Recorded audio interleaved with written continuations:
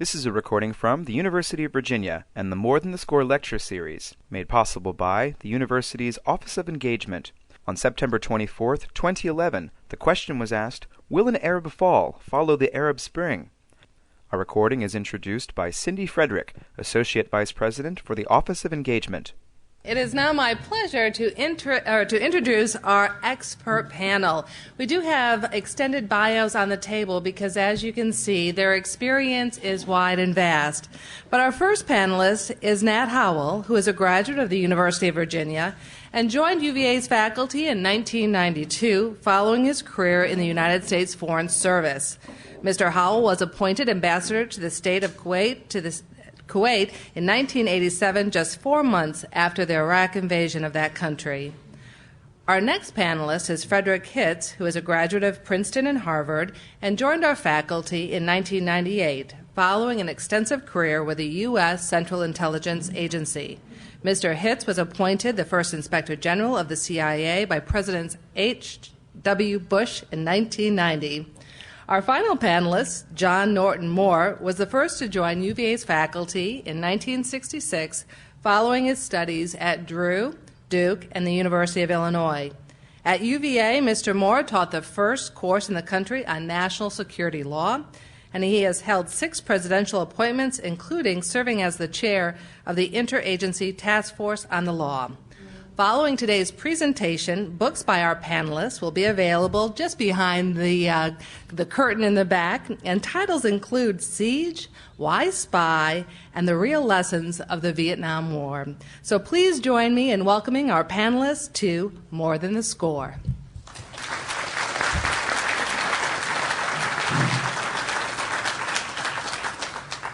Thank you very much. It's a great pleasure to be here. This is an experiment, and you'll know why in a moment. I have to confess I didn't bring a crystal ball with me. I probably couldn't see it anyway since I had cataract surgery on Thursday. Besides, I have found that crystal balls seldom show me anything I don't already know. Maybe I just don't know how to work them. So as we zip through the interesting developments in the Middle East, I will fall back on what has guided me through a lifetime of working in that area, and that is the maxim that in the Middle East, things seldom are as bad as they seem or as good as they seem. There's always a hooker in there. Now, to recap a bit, and I have to go very quickly.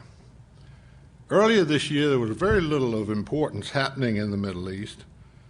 When what has been termed the Arab Dawn broke upon the scene in Tunisia as a consequence of a very relatively minor incident. It had been decades since Tunisia had been in the news, or anyone even thought much about it. And no one certainly considered it a catalyst for regional instability. Yet within a very short time, the regime there was compelled to resign. And the instability very quickly spread to Egypt and beyond.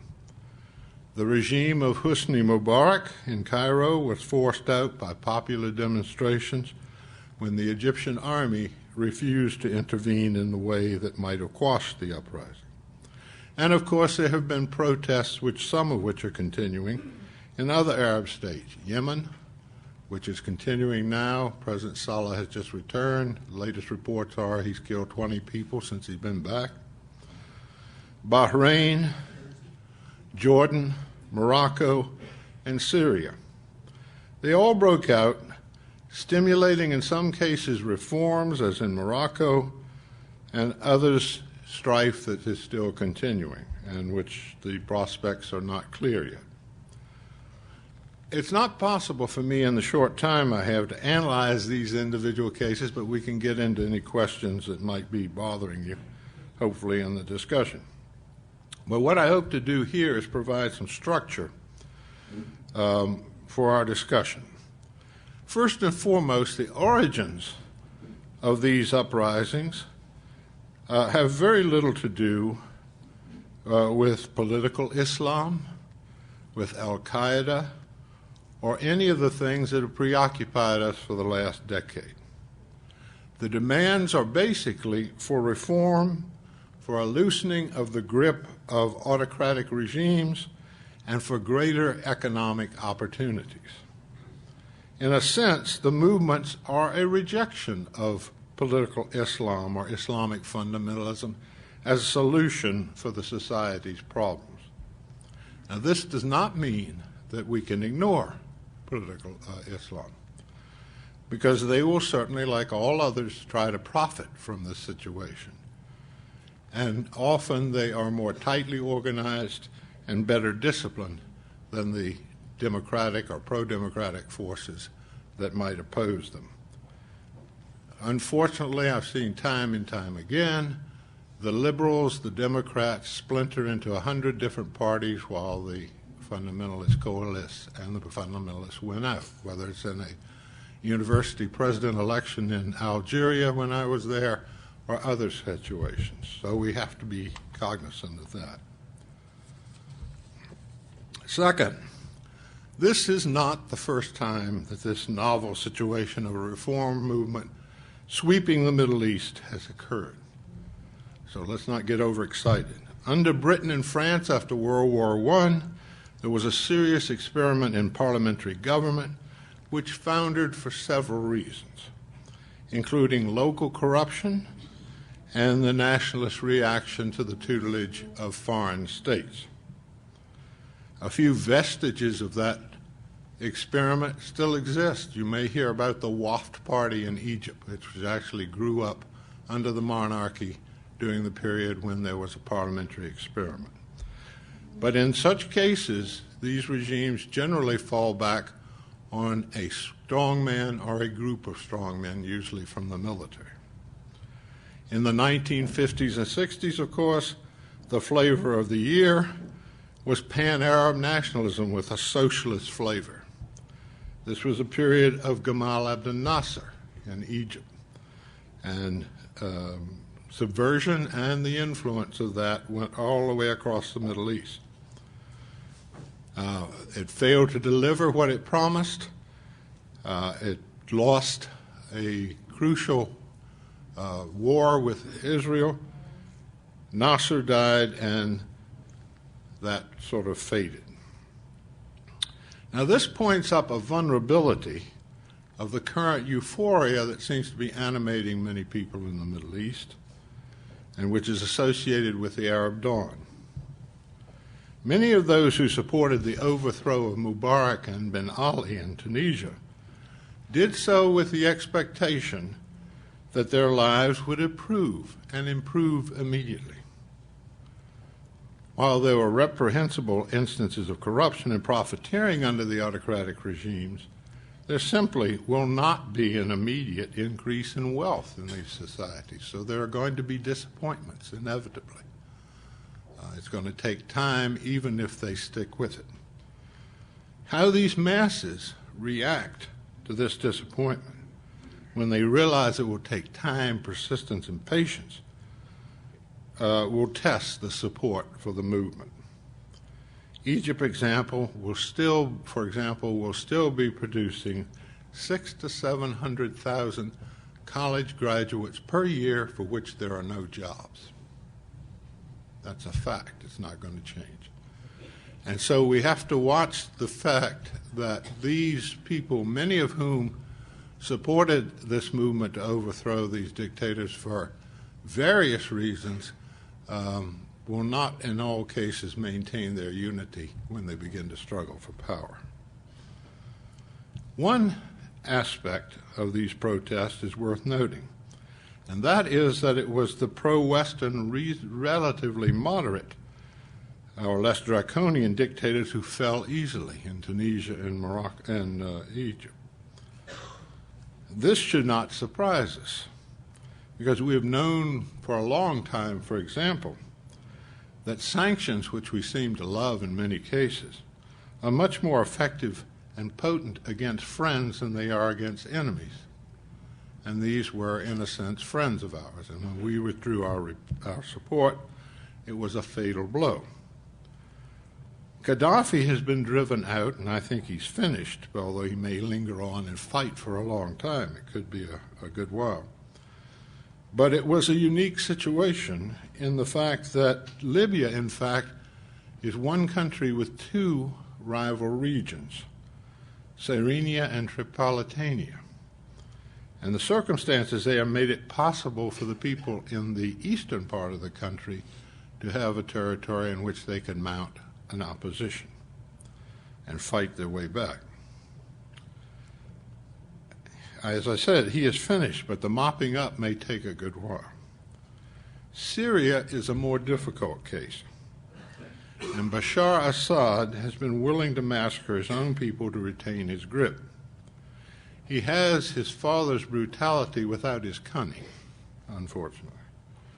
Hafez, his father, was a much more subtle and much more effective man when it came to putting down resistance.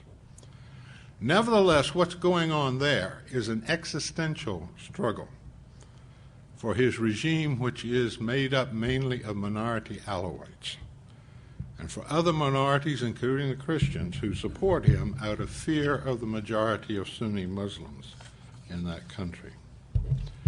Despite his ability to hang on, I believe his regime has been mortally wounded and will soon go, because it has lost support within the Arab world and the broader region. I saw this morning that the Turks had seized a Syrian ship carrying arms to Syria and said there will be no arms going to Syria through Turkish waters, land, or airspace.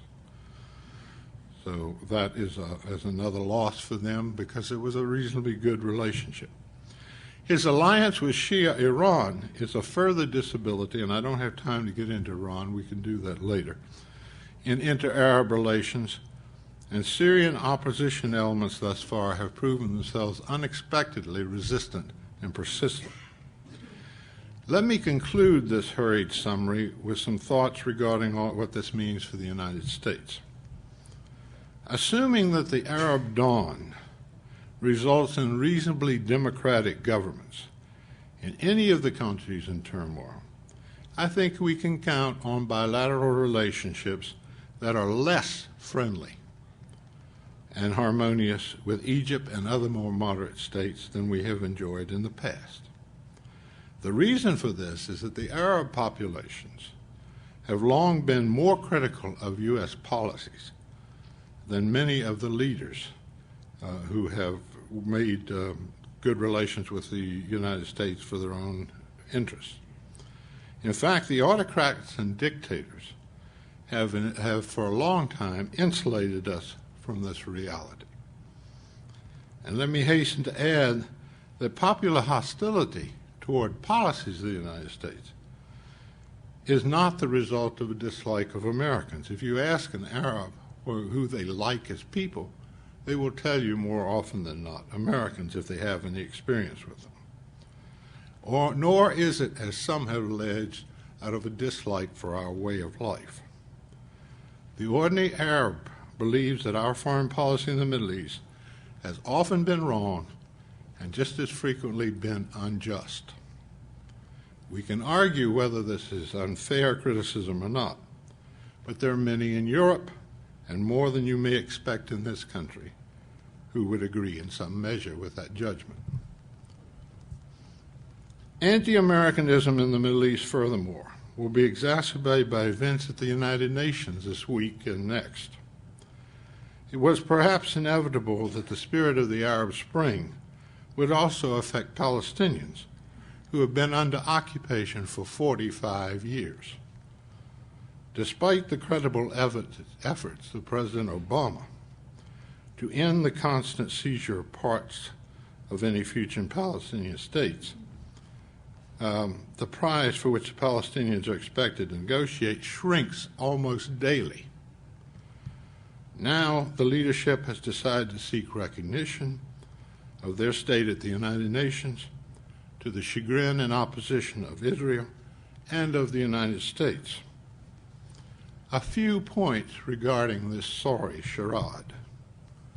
The argument that states cannot be created by our UN resolution is bogus The fact is there is a precedent. It is Israel, which was created by a UN Security Council resolution.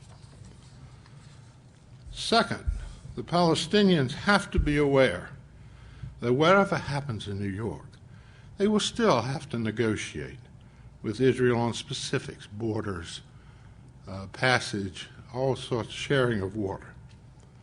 There's no sound reason, in my view, why a UN resolution should prevent a resumption of negotiations.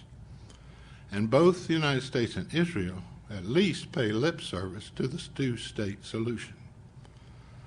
The United States has presented itself as an honest broker in the search for negotiated peace, and at times this has been true.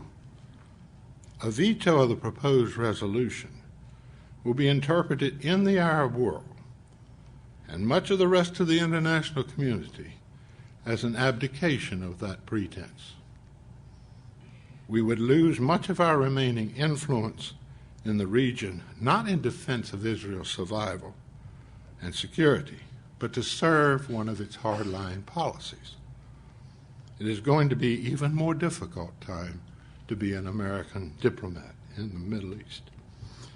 And finally, this episode can have serious implications for Israel itself, which I don't think have been thought through.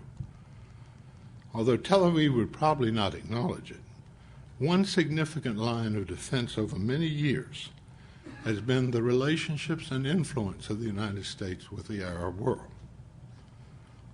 Without that buffer, the U.S. has been able to exercise in the past, and given the deterioration in relations with Egypt and with Turkey, long a close friend of Israel, Israel will be more isolated than it has been for many decades.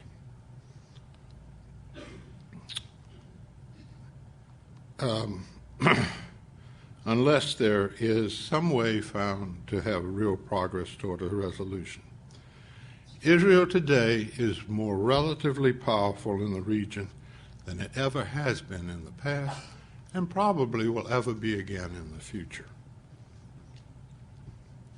What a tragedy it would be if this opportunity were frittered away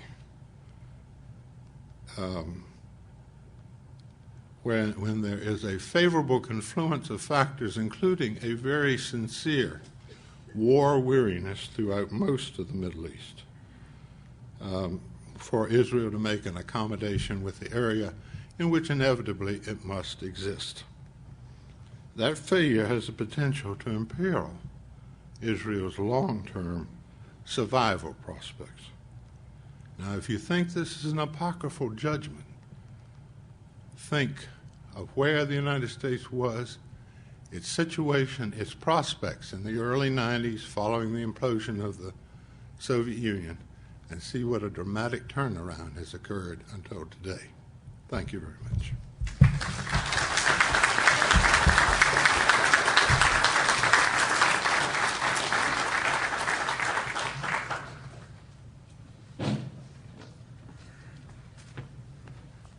That is a very hard act to follow, and an excellent tour d'horizon of the region that will, I'm sure, prompt a number of questions. I want to look at one aspect of what's going on in the American apparatus to understand what's happening in the Middle East, and that's the intelligence world. CIA was founded, as you know, in 1947, essentially to prevent future Pearl Harbors. President Truman agreed to sign the bill creating CIA because he was also terribly concerned about what was happening in the Soviet Union, but it was largely to prevent the United States from being attacked without warning in the future that gave birth to CIA. 10 years ago, 2001, 9/11, the intelligence community, though it had been rushing around for nearly a year saying something big was going to happen, was not able to give our president, George W. Bush, precise information about when and where. There were reasons for this. After 1991, as Nat just mentioned, with the dissolution of the Soviet Union, the world of intelligence gathering changed. That which had animated the intelligence community throughout the Cold War had all of a sudden been turned on its head. And a good many people left the agency, they retired, they went off into the private sector. We had never been able to preserve sufficiently or even create a sufficient basis in hard language capabilities. We still have difficulty with that. A year or so ago, it was announced officially by CIA that only 30% of its clandestine services officers spoke a foreign language.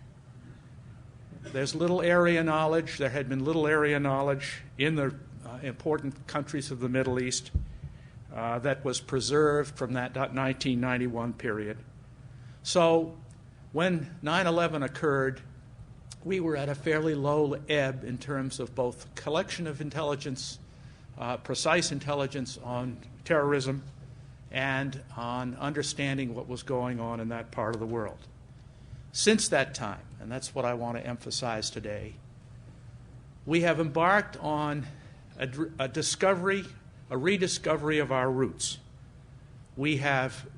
CIA was the first agency into Afghanistan after 9/11 with Gary Schroen, a person whom I've had the pleasure of meeting, picked out of the retirement line at CIA and said, you will get 6 others and you will go to Afghanistan. You will come in from Uzbekistan or Tajikistan.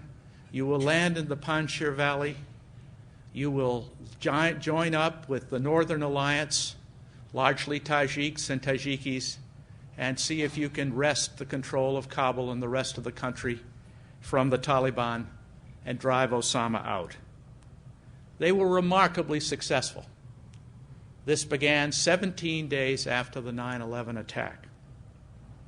Using a technique that I scarcely understand of laser painting a hostile area so that the American Air Force could bomb concentrations of Taliban troops, they were enormously successful. Now, what does this teach us? It teaches us in this particular era, at least in parts of the world, we need to be on the ground and in the outback. It's not going to be possible to recruit sources of information as to what is going on from embassy, from so-called official cover. And in effect, what we're doing is we're going back to the days of the OSS, going back to the Jedburgh operations where we dropped men behind enemy lines. William Colby, who was a very strong director of Central Intelligence and intelligence officer, had dropped into Norway during World War II. There were others who lashed up with French and European resistance networks to gather information. We're about that business now. Many of you have probably read this recent biography of Wild Bill Donovan, which is a terrific read because Donovan was absolutely, he couldn't be put down. He was an extraordinary character. He was America's most decorated veteran in World War I, and he had to be where the action was. He landed in Normandy and all the rest, and he wanted his people prepared to do the same. When you marry up this ability or this determination to go inside in country, President Obama said, as you recall very recently with respect to Libya, we weren't going to put any boots on the ground. Well, let me assure you, we put plenty of sneakers on the ground. And what happened was, and what is happening in Afghanistan now, teaming up with the Predator drone, which is another very happy CIA story. I happened to be in the building at the time that Jim Woolsey, who was Director of Central Intelligence for a brief period, but who had been working on the architecture of overhead reconnaissance system, made the judgment that CIA would purchase the Predator. It had been developed originally by an Israeli engineer who had a small company in the United States that didn't make it. It was sold to General Atomic or one of the biggies out in La Jolla, and they were trying to flog it to the U.S. government. And of course, the Air Force wasn't terribly interested in a reconnaissance aircraft, especially one that didn't have a pilot in it. And Woolsey stepped up and said, "I'll get him." And it began that way. Then eventually the Predator was fitted out with a Hellfire missile. So you have this combination of people on the ground able to target or able to find out where the bad guys are and locate it. It's not a blessing without complications. There's a relentless non-humanity about Predator destruction that is terribly unpopular, as you can imagine, in Pakistan, which is where the biggest scene of its use has occurred. But it's been the game changer in terms of our ability to try to deal with these elements. Now, what does that say about the Arab Spring, about which Nat was talking? It means probably that in areas that are still very much in play, Libya I've already mentioned, Yemen, there are probably operators who are trying to figure out who's on first and what it means. But we can't put all of our eggs in the basket of paramilitary and paramilitary-like capacity. We need to continue to work hard on developing a clandestine service that's willing to go into these difficult situations, that has the language and has the area knowledge to make their service work. Some of the things that I worry about in the current context is that out of the 9/11 Commission report, much of it drafted, by the way, here in Charlottesville by Philip Zellico, who was the staff director. It all passed through his PC at one time or another. We learned that in dealing with matters of this kind, there has to be information sharing across all the branches of the U.S. government who have ways to learn what's transpiring in these difficult areas. Sharing of information, you've heard about that. Well, one of the worries, in my view, about sharing information is if you cannot protect your agent, if you can't be sure that that information goes only to the people who need to know it, you've got difficulties, as the WikiLeaks business has shown. I hope that doesn't turn out to be a problem. The second thing is a problem that ends the sharing of information, rather. I should be specific. As a workforce, CIA is still inexperienced compared to its Cold War strength. More than 50% of CIA's current onboard strength have been hired since 9/11. This is not a mature workforce in that sense. The clandestine service, in which I served, was smaller in the year 2000 than it was in 1990 by 25%. That's changed. We've picked up some strength since, but there is still a large burden to carry. Finally, we're spending $80 billion a year on counterterrorism, according to Donna Priest and William Arkin in the articles that were written for the Washington Post last summer. That's an enormous figure, certainly compared to the days that I remember. And here's what you should know. Because there were gaps in our coverage in the moment of 9/11, we sought to fill them, at least in part, by hiring contractors. 30% of the workforce is now our contractor personnel in the intelligence community. That's an awfully big number. The understanding was clear. If you had gaps, you need to fill them. You needed to fill them in a hurry. And you also might rush in to develop expertise on a given country that 5 years down the road you wouldn't need, and if it was contractor personnel, you could let it go. Perfectly sound motivations. But that 30% of the workforce draws down 49% of the agency's personnel budget. We're just not going to be able to continue to afford to do this. So as I look at what challenges we face, I'm extraordinarily impressed by the spy commando, as I call it, but I worry that other aspects of our intelligence world, and I asked Nat before we got on whether he thought this was happening in the Foreign Service, the commitment to a career service, the commitment to a 25 and 30-year length of service in gathering information or reporting on it seems to be diminishing. It may also be happening with military careers. I'm less familiar with that. But if we lose the expertise that Nat brought to the Foreign Service and others like him who'd seen it all before and could calibrate it, we're losing a great deal. Thank you.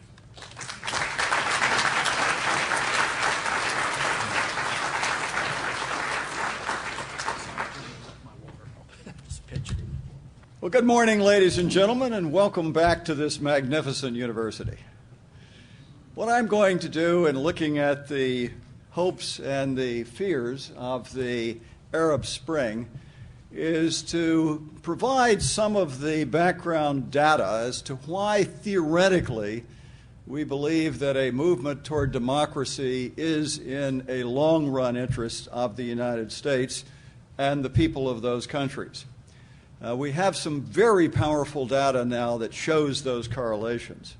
But then, sadly, I'm going to have to shift to the fear side of the equation and to point out, as Ambassador Howell has indicated, we really don't yet know how the Arab Spring is going to turn out. But fasten your seatbelts for a moment, because we're going to go very quickly through a series of slides to show you some of the powerful information we now have as to why democracy is such an important form of government in benefiting everyone generally. Now, let's just look at the first of those, and that is something called the democratic peace, that democracies rarely, if ever, wage war against other democracies. That is the most powerful correlation we have yet found to date about war and peace. I had the great privilege of setting up and running the U.S. federal agency that was a parallel to the National Institute of Health in looking at where wars come from. And after the first 5 years of all of our study, this was, in fact, the most important finding. You can see from this slide a little bit about the importance of those numbers.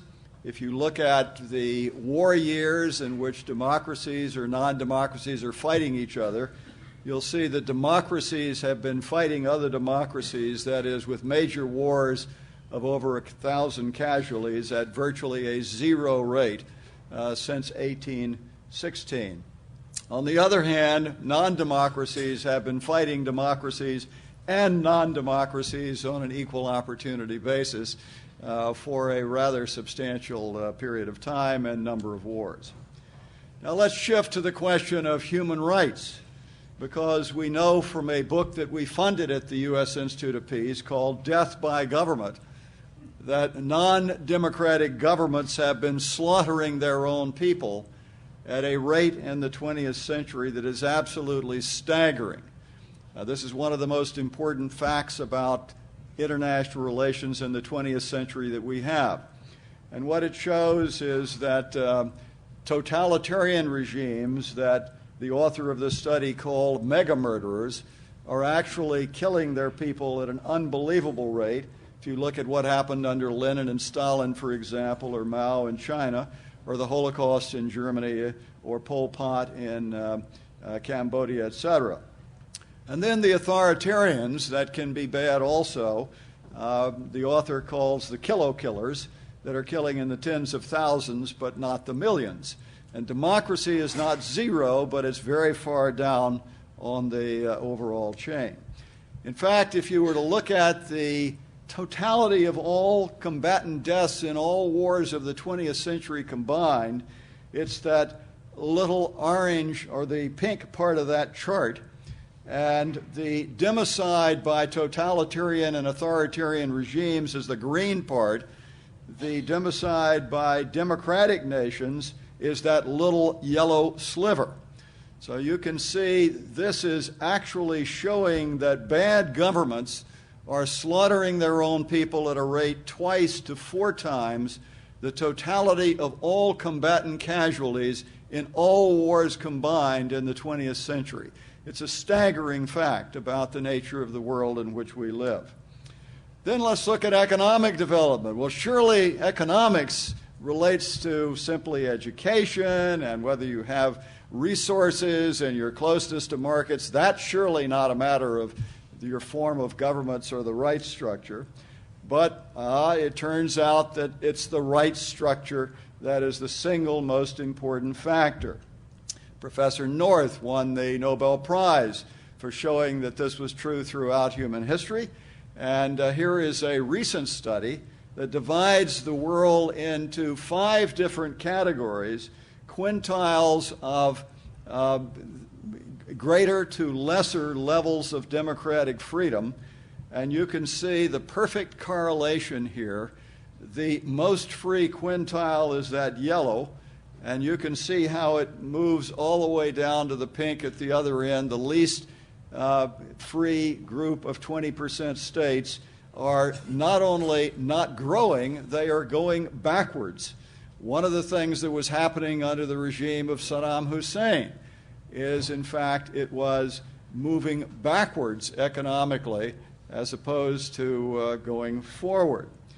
Now, let's look at this simple slide. This is one of my favorites to capture this point of the difference. Same people.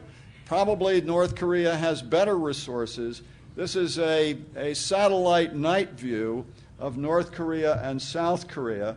Nothing could show you more dramatically the difference in economic development of what a disastrous economic system will, or political system will generate. The same thing was true, by the way, of Afghanistan under the Taliban. Probably the 2 worst systems on planet Earth were that system, and secondly, the North Koreans that are sadly still in power. Now, how about environmental protection? Surely environmental protection is a matter of simply markets being exploited in relation to private sector activities, et cetera. And we know from welfare economics that externalization is one of the problems in operation of markets. But it turns out that, in fact, and we can show you a lot of data on it, this was simply an early study from the Norwegian Peace Institute. But if you compared East Germany with West Germany, you would find, for example, horrendous environmental problems in East Germany, and the German government is to this day continuing to spend billions in trying to resolve the environmental issues in East Germany. In short, bad government can do far more damage to the environment even than what we think of as externalization from markets. How about famine? Well, surely famine doesn't relate to a form of government. That's simply a matter of whether you happen to have a potato blight in Ireland or whether it's a matter of too much rain or not enough rain. But no, it turns out that famine is most directly related to form of government, whatever the crop happens to be in a particular case. We have seen famines in areas of extraordinary abundance of food, and we know also at the other end of the equation that even when there are very low quantities of food, it is very easy with state policy to avoid famines. So it turns out to be a matter of distant governments that don't care, of totalitarian regimes. And this was a study from a professor you might recognize, an Indian professor who was at Harvard at one point and won the Nobel Prize for this work, Amartya Sen, showing the direct correlation between non-democracies and famines that take place around the world. When you ask yourself today where are the worst famines, North Korea, we were heading for one in which we thought was probably 1 million people dying in Afghanistan under the Taliban, and happily the change took place in that regime before it happened. Now, how about terrorism? Well, this one is something we would expect a little bit more. Just to take the United States terrorism list and look at the countries on that list and compare them with the form of government, you can see that they're all totalitarian or autocratic, authoritarian regimes. None of them are democracies. How about corruption? Well, you can have corruption in every country in the world, but when you run the Transparency International Corruption Index against either an index of democracy or levels of economic freedom, you will see that there is a direct skew of that chart showing that you have higher levels of corruption in non-democratic regimes, a greater failed economic setting, which of course generates the part of the incentive for corruption. How about refugee flows? Same thing. Using the United Nations and the other U.S. Committee for Refugees and Immigrants data on the internet, you can see that there is a dramatic correlation, again, between people fleeing their countries.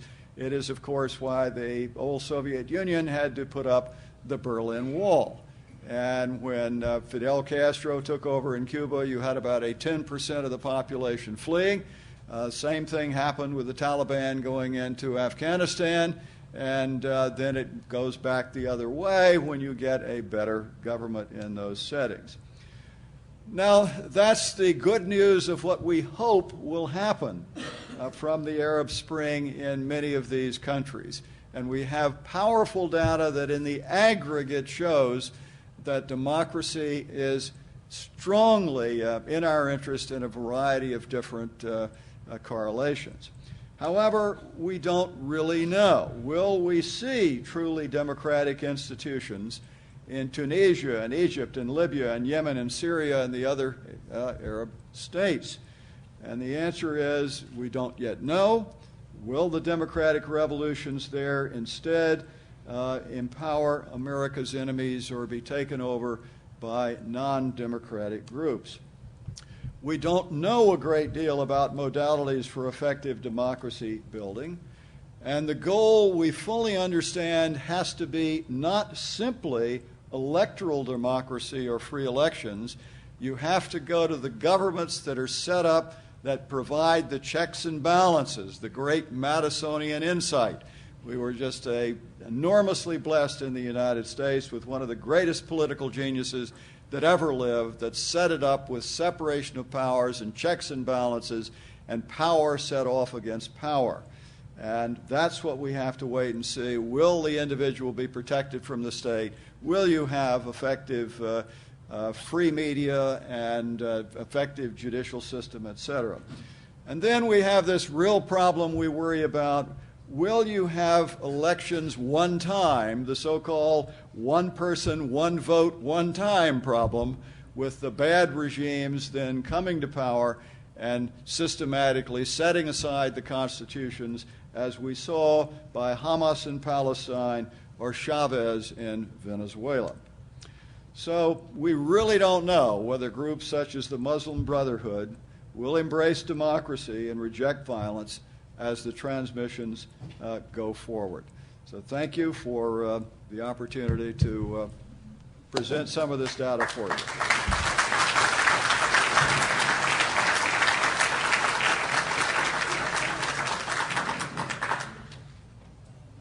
Cool.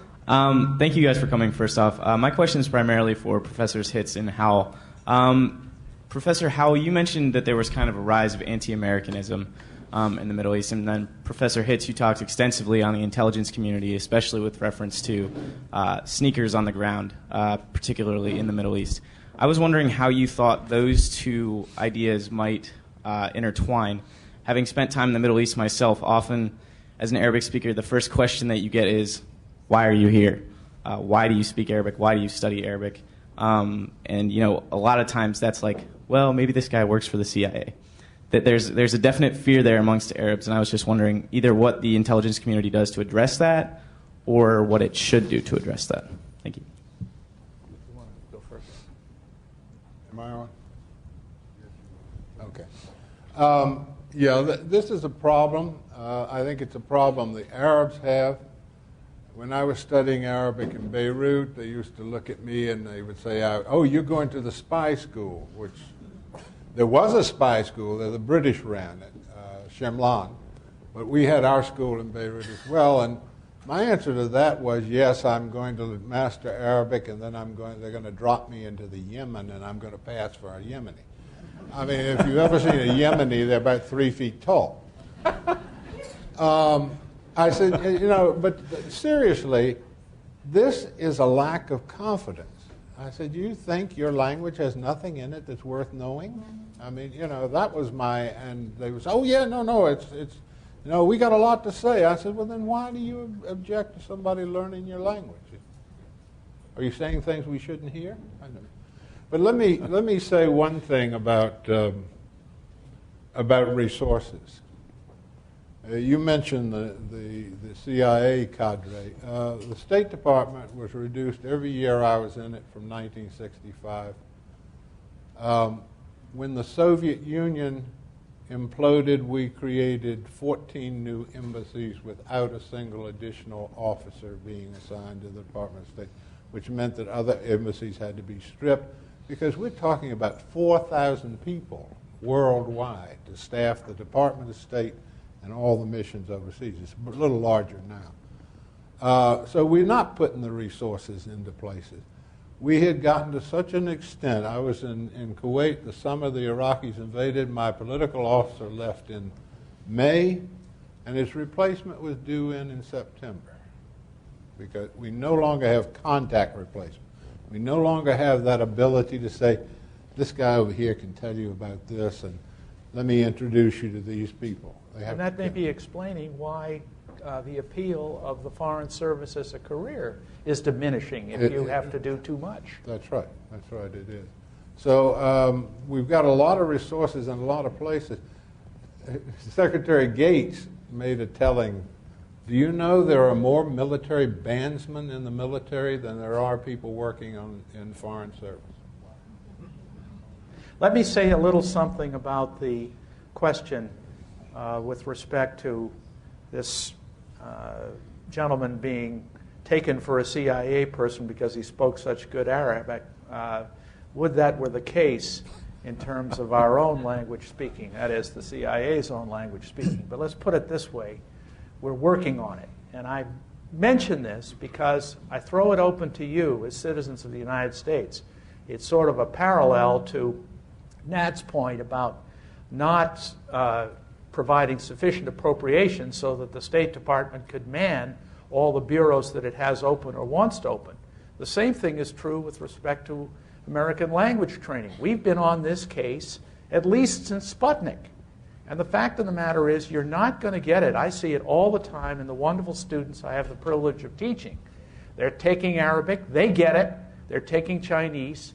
But that's not the kind of study that's going to lead to fluency. They haven't got the time to put in the effort to do that. And I think this country has to set up a series of stipends, scholarships, call them what you will, a fee for service.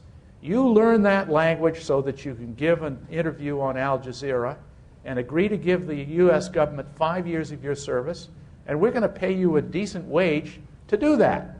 Unless we get serious about it in that fashion, we're not going to overcome this particular hurdle. I have two questions. The first one is legal, so we'll start with that. Professor Hitz, you were mentioning about the Predator drones and whatnot, and I would like to hear a little bit about the legality of the use of Predator drones.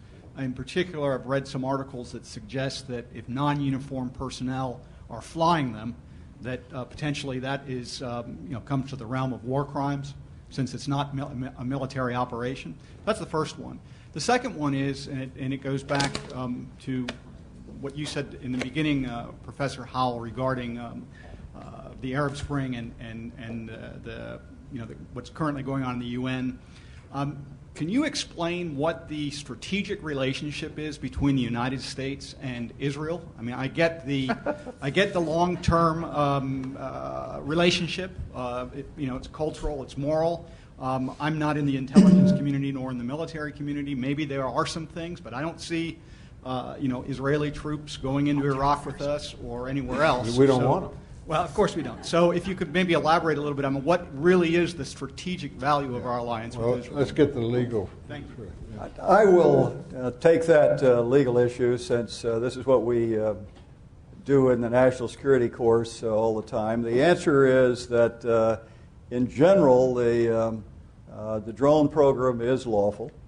There are a number of different issues you would look at. One is classically in international law, whether the use of force itself is lawful as opposed to how it's done. And on that, the answer is we are engaged in a defensive effort, which is lawful under the UN Charter, under Article 51 of the UN Charter. And secondly, in every single case, we have also had permission of the government itself, of the country in which the drones have been aimed, whether that was Yemen or whether that was Pakistan. So there is a double legal basis for the lawfulness of the use of the drones. There are also a variety of what are called law of war issues, classically in international law, jus in bello, one of which is the question of, generally speaking, when you are engaged in war, you have to be wearing a uniform and carrying your arms openly. The drones are fired from a long distance away. The purpose of that rule in international law is so people would know the difference between combatants and non-combatants.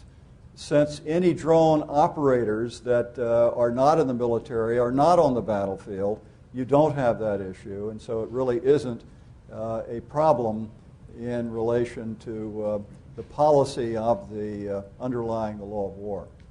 Can I just make two additional sort of footnotes? I think, John, you're right in that we have Pakistan's permission to be in country and using the drone. I don't think we go to the government of Pakistan when we have a target and get their permission to fire it. And that is probably the way it should be, but that's where you are. I have the pleasure, again, of a student who spent 4 years as a Predator pilot in Las Vegas.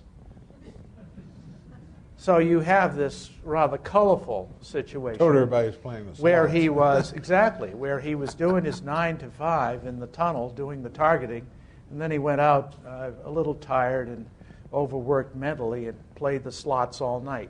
It's a different view of warfare.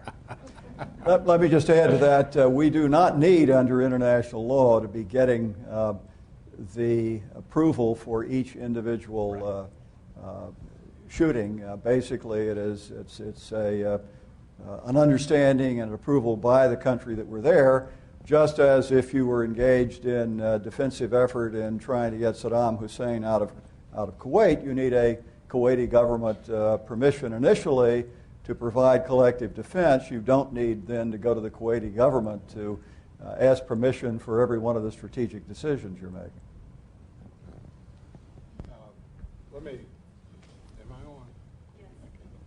Let me deal with the other question, but say a lot of these governments, I'm never sure when these drones come in and everybody shouts whether they're just exercising plausible deniability and they want it that way so that they can posture with their people and we can do what we need. The question was the basis of our relationship with Israel.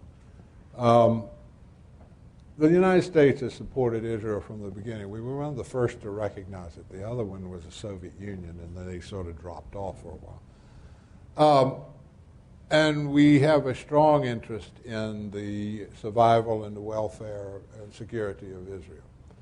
It's sometimes said we are allies. When I was studying foreign relations, allies meant some sort of a legal situation. It was not something you threw around. Anybody who was a friend was an ally. That may have changed in the course of the language. We don't have any formal agreements with Israel, either to come to their aid, as far as I know, or that they will do this and this under certain circumstances. So this is, as far as I know, basically informal. I remember asking a senior official when they started talking about how it was a strategic asset, what they would do in case of, this was during the Cold War, what Israel would be able to do for us if we went to war with the Soviet Union. And he said, cut out the lights when it's all over. Basically, anytime we get into a conflict, and this is going to be true, as I said, until Israel makes its accommodation with the region in which it is, the best thing they can do for us is stay out of it. Because if they come into it, they complicate things with us with getting cooperation on the other side. You recall during Desert Shield and Desert Storm, we were rushing Patriot missiles over there to keep them from getting in it. So they made a contribution by just keeping quiet, taking the missiles and defending themselves and not getting in the conflict. So they don't have a positive one.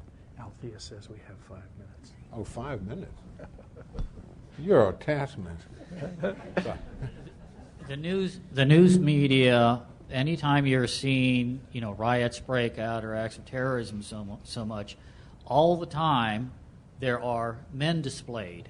And in the governments of the non-democracies in that area, all the time you see men. What I'm looking at, the question that I have, particularly for our first two speakers, is the resource that's not used and not displayed by the news media are the women.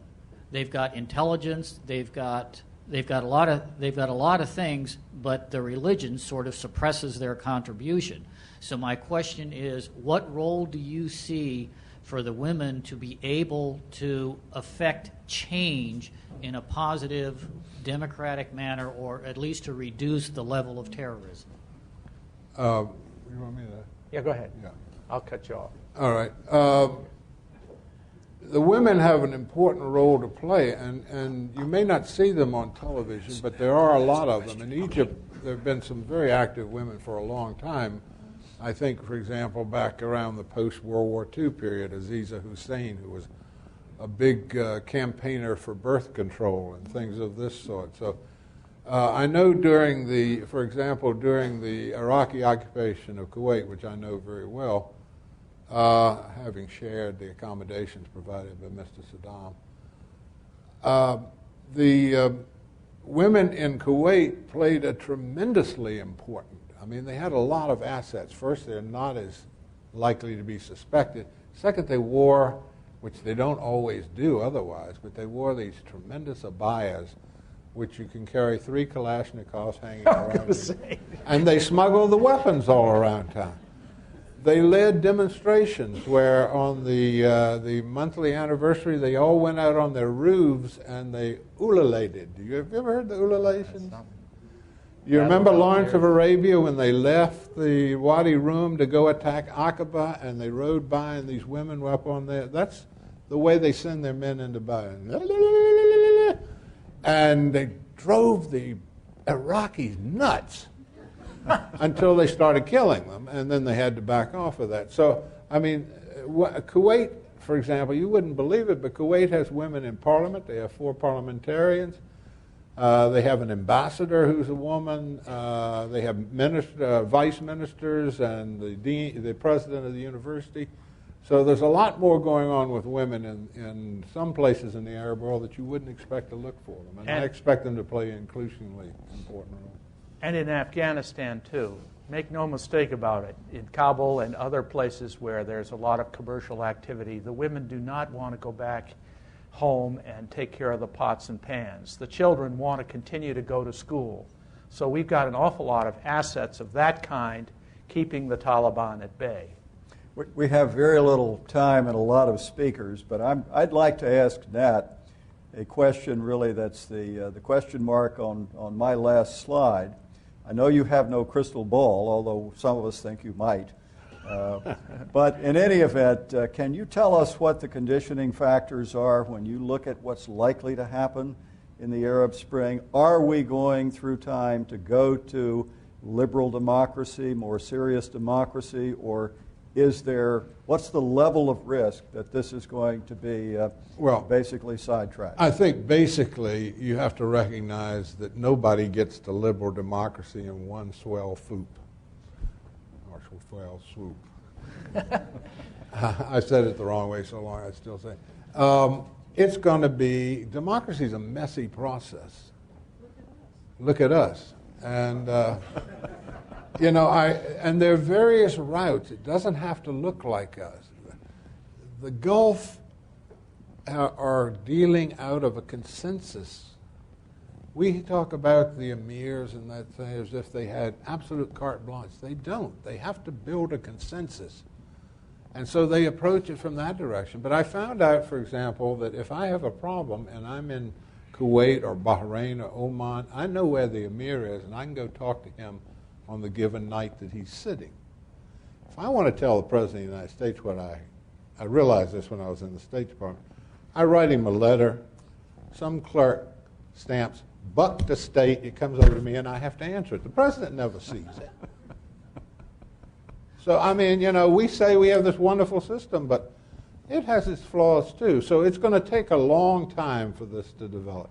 One of the encouraging things is this year Jefferson's selections from Jefferson were published in Arabic and an extensive.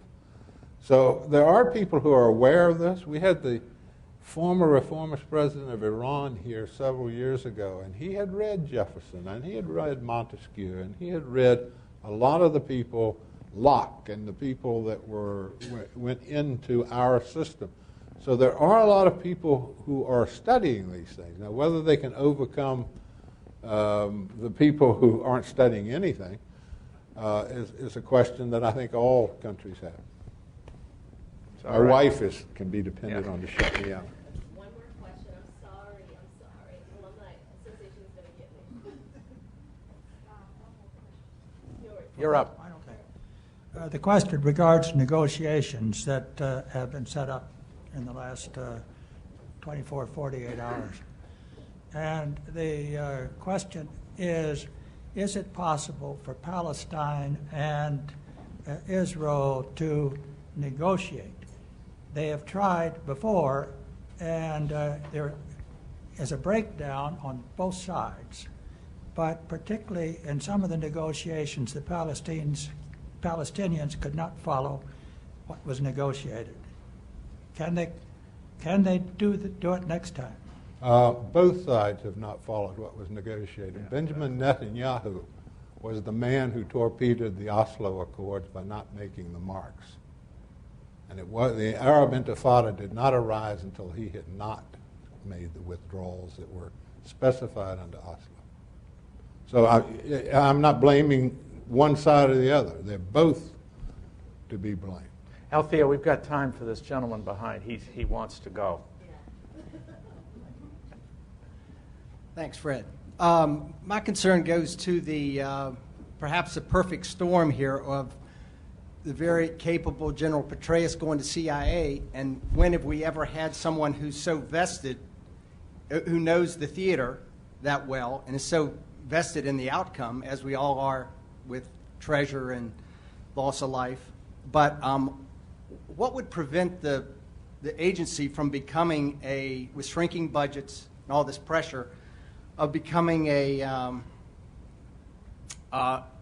uber fighting force, and the advent of the drones that you so strongly stress, and the effectiveness of our conventional military sort of being back in reserve, and the CIA becoming the point of the spear, and with all the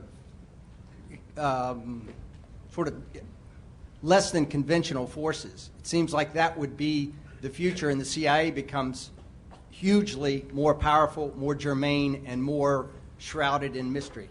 At the same time that CIA is going back to its origins in building up this spy commando group, there's something called JSOC that you know well, the Joint Special Operations Command, that's come into its own. It had a horrible birthing. JSOC was the outfit that was tasked with going in the Carter administration to try to rescue the hostages. And remember, it's helicopters sort of gathered dust in the middle of the desert, and they couldn't pull it off. Well, they're not that way anymore.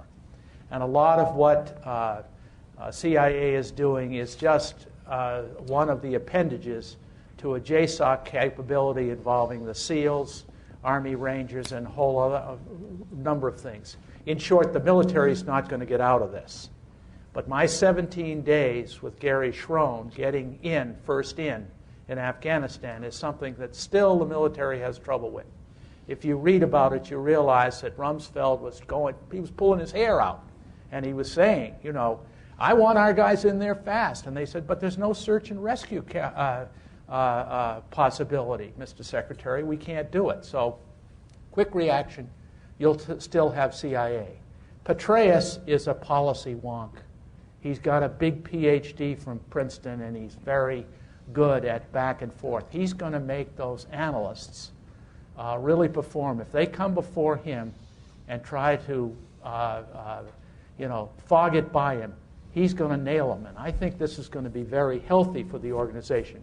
He obviously won't give up his military background, but he's as much an intellectual in that sense as we're likely to find in it. And the final point, when have we ever had a guy like Petraeus? What about Bill Casey, whom John knew and whom I worked for? Bill Casey got in that job with the experience of OSS very much in his background, and he wanted to fight the commies. And what he should have been is either the Secretary of Defense or the Secretary of State. He shouldn't have been the Director of Central Intelligence, because he was taking the analytical product and just tilting it around so that, if the Pope got shot, that was surely a Russian spy who did that. You never knew you never know what you're going to get based on the packaging. Good. Very good. Fun. Good.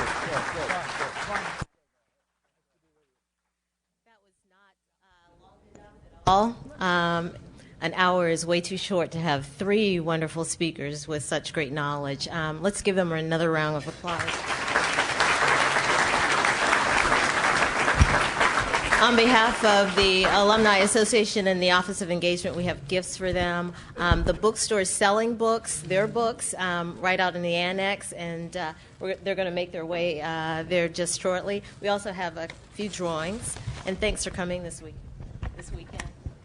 All right, we're going to draw two names, and if you'll just